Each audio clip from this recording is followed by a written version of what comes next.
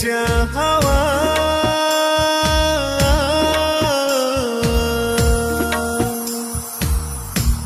তাকে ছুঁয়ে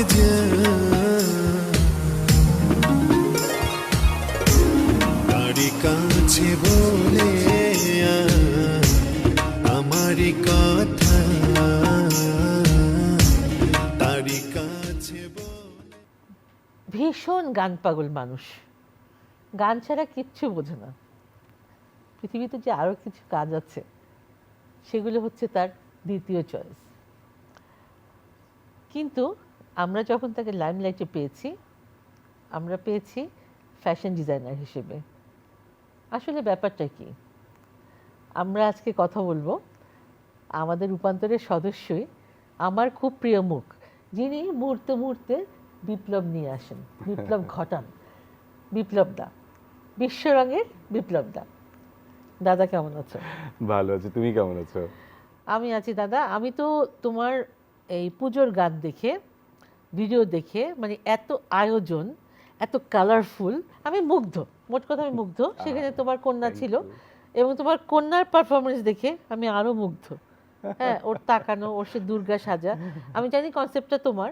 হ্যাঁ, জাস্ট আমি একটা জিনিস জানতে চাই, এই যে তুমি সুরের পাগল, হ্যাঁ, তোমার তো আসলে এটা প্রফেশন না।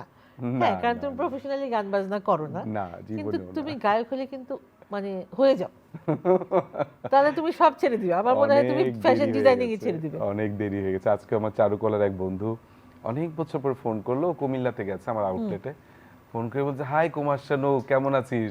মানে যখন চারুকলা, তখন তো 92 এর কথা, ওই সময় ভর্তি হই, এবং তখন তো কুমার শানু তুঙ্গে। তা আমি তো শানুর গানগুলো খুব গাইতাম, মানে একদম ওনার মতো কপি করতে মানে কপি করতে পারো তুমি, এটাও তো একটা গুণ। ক্লাসের মধ্যে গাইলে তো ইকো হয়। ওরা আশিকি, দিল, নানান সিনেমাগুলো তখন আসছিল, এবং গাইতাম, আর সব আমার কুমার শানু ডাকতো। তো আসলে এটা একটা থাকে না, মানুষের তো দিন শেষে একটা জায়গায় আশ্রয় লাগে নিজের জন্য। গানটা কখনোই সারেগামা শিখতে হবে বলে শিখি নাই। সারেগামা কেন শিখবো, আমি তো গাইতেই পারি, ব্যাপারটা এমন ছিল। তো যাক, এতদিন পরে এসে আমি সুযোগটা পেয়েছি গাওয়ার, এবং আমাকে অনেকেই সাপোর্ট করছে, এবং যার জন্য গাইতে পারছি। আর কিছুই না আসলে, এখানে সিঙ্গার বিপ্লব শাহ হওয়ার কোনো ইচ্ছাই আমার নাই। আমি আমার যে কাজ নিয়ে আছি খুব খুশি, এবং আমার কাজের ক্ষেত্রে গিয়ে হয়তো গানটা হেল্প করে। কোনো একটা ভিডিও নির্মাণ করতে গেলে মিউজিক লাগে, লিরিক লাগে। তো এরকম যেহেতু আমার প্রচুর গান শোনার অভিজ্ঞতাটা আছে ছোটবেলা থেকে, একটু ফ্রি টাইম মানে করতাম কি, আমাদের ওখানে ডিআইটি, নারায়ণগঞ্জে ডিআইটি শহরটা আছে, একটা রোড আছে, ওখানে প্রচুর মিউজিকের দোকান ছিল, গানের ডালি, তারপরে মিউজিক ক্যাফে, তারপরে উর্মি ইলেকট্রনিক্স, গীতাঞ্জলি, গীতিমালঞ্চ, এদের সবার সাথে আমার ফ্রেন্ডশিপ ছিল। ফ্রেন্ডশিপ রাখতাম এই কারণ ওখানে গিয়ে আমি গান শুনতাম বসে বসে, কারণ আমার বাসায় ক্যাসেট প্লেয়ার ছিল না। এবং ওই জায়গাগুলো যে গান শুনতে শুনতে কানটা তৈরি হয়েছে, সেই অভিজ্ঞতাগুলো আসলে এখন কাজে লাগাই। আরেকটা জিনিস হচ্ছে গানের সাথে এক্সপ্রেশন। তো আমি হঠাৎ করে যখন তোমার কোনো নতুন গান দেখি, হ্যাঁ, তখন আমি তো ভিডিওটা দেখি, তখন আমি চিন্তা করি, মানে অনেকটা সাহস থাকতে হয় কিন্তু, যে আমি অমুকের গানটা করছি একটা ফেমাস নায়িকার সাথে। হ্যাঁ, আমার কাছে মজাই লাগে। হ্যাঁ, এত মানে ওর যে সাহসটা, তারপরে যে গান গাওয়ার ভঙ্গিটা এবং গলা, হ্যাঁ, অনেকে কিন্তু গড গিফটেড থাকে, যে এটা আল্লাহ তাআলাই দিয়ে দেন। হ্যাঁ, দেখবে যে কণ্ঠে যে এত মাধুর্য কোথা থেকে এলো। তারপর তোমার কনসেপ্টগুলো, তোমার যে তোমার ড্রেসের কনসেপ্টগুলো যেমন কালারফুল, ওটার থেকেই বোঝা যায় যে তুমি কতটা রঙিন মানুষ। হ্যাঁ, এবং তোমার সাথে যাদের পরিচয় হবে ওরা আরো রঙিন হয়ে যাবে। চেষ্টা করি আসলে। এই যে একটু আগে মেকআপ রুমে ছিলাম, হ্যাঁ, তো যারাই ছিল, সুবর্ণা আপু ছিল, মিমি ভাবি ছিল, মানে এই ছবি টবি তুলে তুলে, আজকে তোমার সাথে কোনো নায়িকারা নাই, আজকে আমরা তোমার পেয়েছি, মজা করছিল। মানে আমাদের সম্পর্কটাই ওইরকম, এবং আমি মনে করি মিশতে পারো সবার দিন সাথে। শেষে আসলে এইটুকুই থাকে, তো আসলে আর কিছু লাগে না মানুষের আর জীবনে। তোমার তো মানে আরো লাখ ভালো যে বউটা পেয়েছো সেরকম, হ্যাঁ, যে এত সাপোর্টিভ, মানে এত সাপোর্ট করে, এত কষ্ট করে। আমি কালকে ছোট্ট ঘটনা বলি। কালকে তো আমরা ভাব করলাম যে তুমি কিছু শোরুমে ভিজিট করতে যাও, আমি কিছু শোরুম ভিজিট করতে যাই। তো আমি যাবো বলে, তুমি সম্পদকে নিয়ে যাও, আমি উষসীকে নিয়ে যাচ্ছি। তা আমি আমার মতো করে রওনা হয়ে গেছি। পরে দেখলাম ও সানরাইজ প্লাজাতে এসে বলছে কি, তুমি উষসী করো এখন, আমি অনেকগুলো শোরুম ঘুরবে, তো উষসী তো ড্রাইভ করতে পারে না। তো ও যখন দুইজনকে আমার কাছে দিয়ে যাচ্ছিল, আমার মনে হচ্ছে আমি খুবই মানে অসহায় ফিল করছিলাম। মানে আমার কাছে মনে হয় এই বাচ্চা দুটো ওর কাছে যতটা সেফ আমার কাছে ততটা সেফ না, এমন চিন্তা মনে করো। হচ্ছিল। মানে আমি ফেরার সময় ভাবছিলাম যে আমাকে ছাড়া সবসময় মনে হয় আমাকে ছাড়াও চলতে পারবে জীবনে, কিন্তু ওকে ছাড়া আমার মনে হয় যে এক নিঃশ্বাসও চলা আমার জন্য অনেক কষ্ট। এত নাইস একটা মেয়ে, ওর সাথে আমার যখন পরিচয় হলো এবং তার একদিন কি 2 দিন পর আমার কাছে মনে হয়েছে ওকে আমি 1000 বছর ধরে চিনি।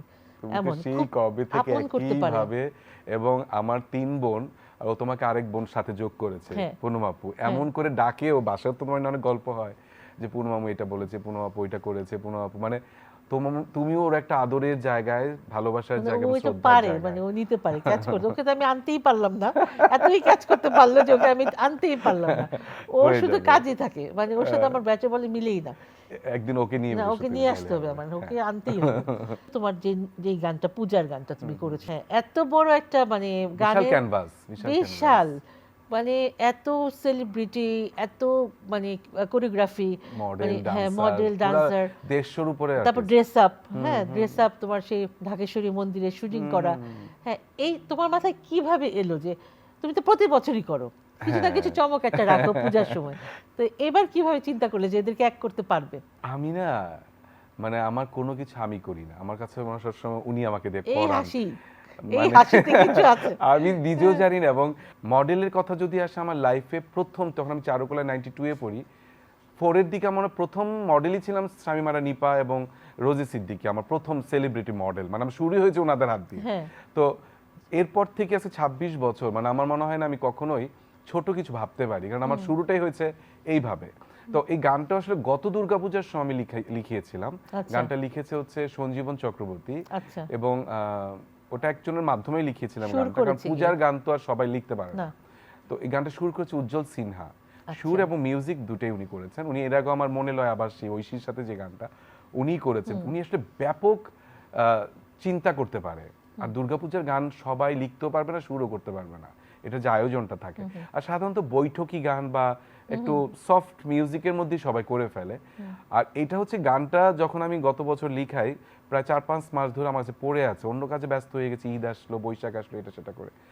তো পূজা যখন চলে আসে 5-6 মাস আগে থেকে চিন্তা করছি গানটা তো আমার কাছে রয়ে গেল, এটা এত সুর করাইতে হবে। তখন উজ্জ্বলদাকে দিলাম, উজ্জ্বল সিনহাকে, যে এটা একটু সুর করে পাঠান। মজার একটা ঘটনা বলি, ওদিন আমি আবার স্পেশালাইজড হসপিটালে হয়েছে, যেটা শ্যামলীতে, ওখানে ভর্তি হয়েছে, আমার একটা ছোট অপারেশন আছে। তো আমাকে সব রেডি টেডি করেছে, তার ওটিতে নিয়ে যাবে। এই সময় উজ্জ্বল আমাকে ফোন করে যে গান শুরু হয়েছে, আপনি দেখেন কেমন হলো। তা আমি না, তখন তো ওই টেনশনে আছি যে আমি যাবো আর এদিকে গান আসছে। তো আমি লিফটে উঠতে উঠতে একটু গানটা শুনি, অল্প একটু শোনার পরেই গানটা আমি যেমন চেয়েছি ওরকম মনে হয় না। আমি তো একটু চেয়েছিলাম একদম ঝাঁক চমকপূর্ণ একটা গান। তো পরে আমি লিফটে উঠতে উঠতে ওনাকে বললাম যে গানের সুরটা একটু আপনি দেখবেন, কারণ শিল্পী মানুষ কাজ করেছে, বলতে তো পারি না যে। তো উনি বলার পর উনি মোটামুটি মাইন্ডই করলেন। উনি বলে কি, তাহলে আপনি সুর করেন, আমি মিউজিক করে দিব না। আমার তো মানে ওটির অপারেশন, মানে টেনশনের সাথে এই টেনশন যোগ হয়ে গেল, মেজাজটাও চড়ে গেল। আমি বলছি আপনি একটু চেষ্টা করেন, আমি বলিনি এটা খারাপ হয়েছে, যদি আরেকটা না হয় তাহলে আমি এটাই করবো। তো বলে তো আমি সারাদিনের জন্য নাই, কারণ আমাকে সেন্সলেস করে ফেললো এটা সেটা, যে রাত 8টা বাজে যখন বাসায় ফিরবো, মোবাইল অন করলাম, গাড়ির মধ্যে দেখি কি হোয়াটসঅ্যাপে একটা গান আসছে পরে তো আমি অর্ধেক সুস্থ হয়ে গেছি। এই গান আসছে, তখনের গানের সাথে এই গান, রাত আর দিন তফাৎ, এবং কয়েক ঘন্টার মধ্যে এই গানটা তৈরি করলেন। আমি যে কি করব, সাথে সাথে আমাকে ফোন করে, তো আমি একদম, যাই হোক, পরে এটার মধ্যে উনি আস্তে আস্তে মিউজিক সংযোজন করছে, এইটা করছে, সেইটা করছে, কোরাস দিচ্ছে। আর আমার তো টেনশন বাড়ছে, গান শুনলে মনে হচ্ছে মিনিমাম 5000 মানুষের গান এটা, কারণ এটা তো এত অল্প পরিসরে হবে না। ওই যে কল্পনা শিল্পীর চোখে যেটা হয়, লেগেছে, আমি একদম কল্পনায় ভাসছে, যেটা কোনোভাবেই 4-5 জনের গান না, 10-15 জনের গান না, আমাকে হিউজ অ্যারেঞ্জমেন্ট দেখাইতেই হবে।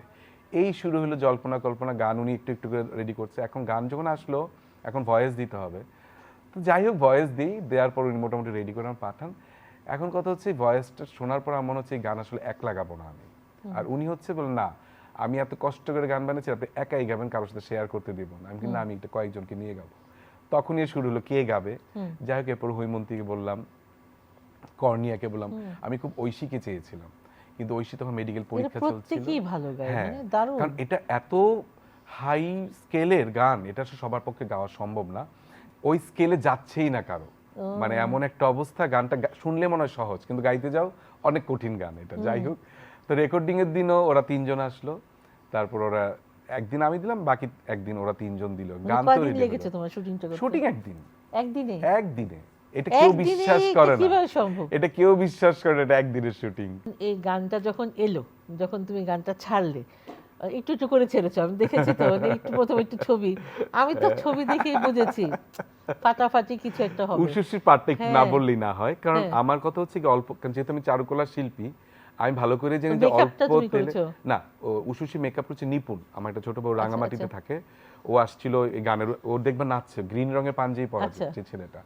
তো ও উষসীকে রাত 4টা বাজে জাগায়, রাত 4টা বাজে ওকে সাজাতে বসায়, কারণ আচ্ছা। উষসী দিয়ে প্রথম শট তো, যার জন্য ওকে অনেক আগে রেডি করতে রাখা হয়েছিল। আর উষসী খুব এক্সাইটেড ছিল যে উষসী পাঠটা আসছে কিভাবে, কারণ আমরা দুর্গার আগমনী দেখাইতে চাই।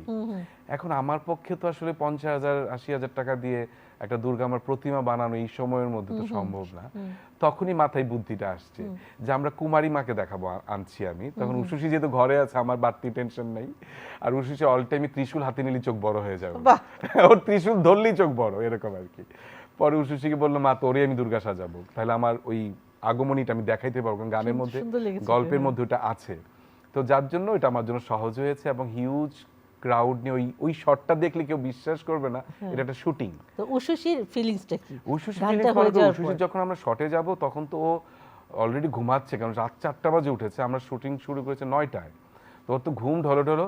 আমি তো জানি ও, কারণ এখান থেকে ওকে বলারও কিছু নেই, কারণ অনেক দূরে ও আমার, আমরা ক্যামেরা নিয়ে তো অনেক দূরে আছি, আর সামনে অনেক মডেল টডেল, হিউজ ক্রাউড, এবং তার মধ্যে ওকে তো একটা সিংহাসনে ওঠানো ইয়েতে কাঁধের মধ্যে। তো আমি খালি বলছি, উষসী একটু তাকাও ভালো করে, একটু তাকাও যতটুকু পারছি। ওর মধ্যে আমি তো বুঝছি ওর শরীরে একটা ফোঁটা শক্তি নেই যে ও বসে থাকবে অতক্ষণ। যাই হোক, যেভাবে হোক হয়ে গেল আর কি কাজটা। না, খুব সুন্দর হয়েছে, এবং গানটা এত ভালো লেগেছে শুনতে, গানের কথাগুলো সুন্দর এবং আয়োজনও সুন্দর। আসলে পূজা একটা ভাব তুমি নিয়ে এসছো। এবং মজার ঘটনা হচ্ছে কি যে কলকাতা স্বপ্নীল আমাদের যখন লঞ্চিং করি, তখন তো বিদ্যা সিনেমা মিম এসেছিল, জাস্ট ছোট্ট পরিসরে, কারণ ওই যে দেখেছি আমি, বসুন্ধরায় থাকতো। আমি জাস্ট হঠাৎ করে আগের দিন দুপুরে বলে প্ল্যানটা সাজাই আর কি, যে একটা লঞ্চিং করে দিই। তো তখন স্বপ্নীল কলকাতায় ছিল, ওখানকার সব ইমন চক্রবর্তী আরো আদার্স আরো, মানে কলকাতাতেও তো আমরা সারা জীবন কলকাতা দুর্গাপূজার গান শুনি এখানে বাংলাদেশ মাথায়। তো ওইখানেও এইভাবে দুর্গাপূজার গান কখনো হয় নাই, যেটা আমরা দেখি হয়তো সিনেমার একটা অংশ, কিন্তু শুধু গান একটা এইভাবে বিশাল পরিসরে করা, এটা আসলেই মানে এটা শুধু হয়ে গান না, গেছে। মানে কলকাতার কাপড় আমরা কিন্তু দেখেছি পূজার এই সময়, কাপড় তো মানুষ কিন্তু, তাই না, পূজার সময়। একদম এখন তো বিশ্বরং। বিশ্বরং বাংলাদেশে তো এখন পূজা মানে বিশ্বরং। শপিংটা শুরু হয়েছে বিশ্বরঙে হাত দিয়ে, তখন বলে বলে পেপারগুলিতে, ম্যাগাজিনগুলোতে, চ্যানেলগুলোতে যে পূজার শাঁখের আয়োজন। ছবি, হ্যাঁ, পূজার রঙের, তারপর হ্যাঁ। তোমাদের যে মানে কপি করিম, তিশা, মন্ত্রগুলো যে, সবাইকে হ্যাঁ, বলে শাড়ির বলে, মধ্যে। রিয়া, মৌ, মানে মানে এত সবাই তখন সুন্দর। পূজার একটা আয়োজন করতাম। মোয়াপুতে এবার দুর্গা হয়েছে না, তো আমি দেখাচ্ছি নারী শক্তিটাকে, নারী যে, আমি তো বলি যে এই যুগে যদি দুর্গা আমরা পেতাম, দুর্গা 10 হাত থাকতো না, 10,000 হাত থাকতো না, রাইট। কারণ একজন নারী তার কত কিছু কন্ট্রিবিউশন করতে পারে, কত হ্যাঁ। ভাবে থাকে, এটা আমি ঘর থেকেই দেখি। অতএব 10 হাত কোনো হাতই না। তো যাই হোক, আমরা এবার একটা যে ছবিটা করেছি, 5 হাতে অস্ত্র আর 5 হাতে আমাদের সংসারের নারী যেভাবে সামলান, বাচ্চা থেকে সামলান, শুরু right. করে এটা সেটা। তো একজন লিখেছে যে খুবই কষ্ট পাচ্ছি, মুসলিম নারী হয়ে এই ধরনের একটি করলো। তাই আমি বলি, মানুষ হিসেবে একজন আর্টিস্ট ওইভাবে হিসেবে চিন্তা কাজটা করেন, করেছেন। হ্যাঁ। তো ওখানে অনেকেই ঝড় বয়ে যাচ্ছে, লিখছে আর কি, ওনাকে ভদ্রমহিলাকে, যে এর বেশি আমরা সারাক্ষণ ধর্ম খুঁজতে খুঁজতে মানুষের মনুষ্যত্বটা হারাই ফেলি, যে আমরা যে মানুষ। এই যে একটা গান, এখানে তো আমি হিন্দু মুসলিম খুঁজতে যাইনি, এখানে 4-5 জন হয়তো হিন্দু থাকবে, বাকি 150 জনই তো সব ধর্মের মানুষরাই কাজ করেছে। এটা একটা আনন্দ উৎসব, একটা উৎসব, শিল্পকর্ম, right, আসলে এটা right. ক্যানভাস। তো এই জায়গাটা থেকে যখন আমরা চিন্তা করবো, তখন সবকিছু খুবই সহজ আর সরল সাবলীল মনে হয়। আমি তো নিপুণকে চিনিই নি। নিপুণের যখন অংশটা আসলো, আমি তো হঠাৎ করে, আমি বলছি আমার চেনা চেনা লাগছে, হ্যাঁ, মানে ওকে পুরো দুর্গার মতোই লাগছে। নিপুণের গল্পটা, নিপুণ আসলে বেশ 5-7 বছর ধরে ওকে দুর্গা বানানোর কথা আমার, কিন্তু ব্যাটে বলে মিলে না, টাইমিং খুব হচ্ছে ভালো না, এটা মেয়ে, সেটা। হ্যাঁ। আর Nice ওর মেয়ে। ফেস, চোখ, ওরকম ফেসটা একটু অনেকটা। ফোলা ফোলা না, গালটা, মানে দুর্গা তো সে সবার জন্য না। না। তো যখনই দেখা হয় কথা বলি, কিন্তু শুটিং আর হয় না। তো এইবার বলছি, এবার গানের মধ্যে আমার একটা পোর্শন থাকবে। গানটা কিন্তু সাধারণত গানে 2টা অন্তরা থাকে, কিন্তু 3টা অন্তরা। গান কিন্তু বড়, 6 মিনিটের উপরে, এবং নিপুণ 6 একসাথে মিনিট রাজি হয়ে হয়েছে। গেল। হ্যাঁ, 6.5 মিনিট প্রায়। কিন্তু কেউ বুঝে না গানের মধ্যে এত ঝলক আছে এটার মধ্যে, হ্যাঁ। কেউই বুঝে না গানটা যে বড়, কারণ কোনো কিছু রিপিট হয় নাই তো, সবকিছু প্রত্যেকটা অন্তরাতে গিয়ে গিয়ে একটা করে ধামাকা, তো আজকের অনুষ্ঠানে আমরা এই গানটা দর্শকদেরকে একটু দেখাবো। বিপ্লব দা, তুমি আমার অনুষ্ঠানে এসছো, হ্যাঁ, এবং এত সুন্দর একটা গান, এত সুন্দর কনসেপ্ট, এটার জন্যই কিন্তু আমাদের বসা। তো তোমাকে অনেক ধন্যবাদ। দিদি তোমাকেও অনেক ধন্যবাদ, এবং তুমি আমার যখন যে স্পেশাল কাজগুলো করি, ক্রিয়েটিভ কাজ, সেই ঐতিহ্য বাংলা সিনেমা আরও অনেক কিছুই তুমি এত সুন্দর করে তুলে ধরো, এটা আসলে আমার জন্য অনেক বড় সম্মানের একটা জায়গা। কারণ আমরা শিল্পীরা আসলে একটু সম্মান চান, এবং শিল্পীরা সবসময় চান তার শিল্পকর্ম নিয়ে একটু কথা হোক।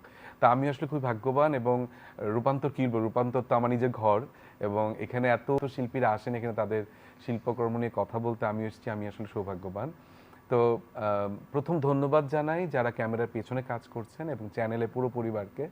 প্রিয় দর্শক, আর আপনাদেরকে অপেক্ষা করাবো না, আমরা এখন গানটি দেখব, শুনবো, দেখব। গান দেখারও জিনিস, শোনারও জিনিস, এবং দেখবেন যে কি অপূর্ব একটা সৃষ্টি, কি অপূর্ব একটি গান হয়েছে।